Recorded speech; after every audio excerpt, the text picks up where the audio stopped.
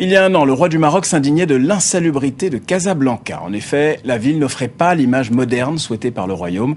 Alors les autorités commencent à présent à sévir. Une brigade de l'environnement a vu le jour, avec pour l'instant, il faut le dire, des effectifs réduits, seulement 14 agents pour une ville de 5 millions d'habitants. Nos correspondants les ont suivis. Reportage de Sarah Doublier et Jean-Marie Lemaire. Séance de briefing de la nouvelle brigade de l'environnement. 14 agents ont été formés pour couvrir Casablanca et ses 5 millions d'habitants. Malgré l'ampleur du travail, le commissaire Hassan Kishti se démène pour mener à bien sa mission. Très vite, la première infraction est constatée, ce garagiste qui opère sur la voie publique. On va le verbaliser, on va le convoquer pour se présenter devant nos services pour établir un PV, puis une procédure pour être transmise au parquet. Les lourdeurs administratives face à l'immensité de la tâche, émanations toxiques, décharges sauvages ou encore ici, dans ce marché aux volailles. Ce sont toujours les mêmes problèmes et ses conséquences sanitaires.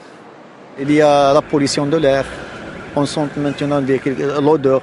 Il y a sur la terre les nuisances pour le voisinage. Une brigade débordée par l'ampleur de l'opération. Casablanca compte encore plus de 100 000 habitats insalubres. Ici, pas de contravention, même pour cet homme qui déverse ses déchets dans la rue et s'en tire avec un simple sermon. Manque d'infrastructures, les déchets jonchent les rues de la ville. Ici, les bacs à ordures ont disparu et les habitants attendent toujours l'aménagement d'un espace vert prévu de longue date. C'est 31 ans, c'est depuis 1983. C'est depuis 1983, on est toujours en train d'attendre. Alors vous avez un grand trou, maintenant plein de déchets.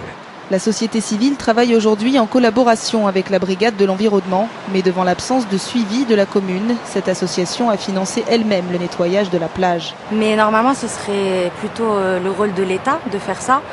Nous, on va chercher de l'argent pour financer ces poubelles. On finance aussi les agents de nettoyage, donc on n'a pas d'aide de l'État concrètement. Devant la défaillance des pouvoirs publics et malgré l'action de la brigade et des associations, la solution pour beaucoup réside dans la sensibilisation et le civisme.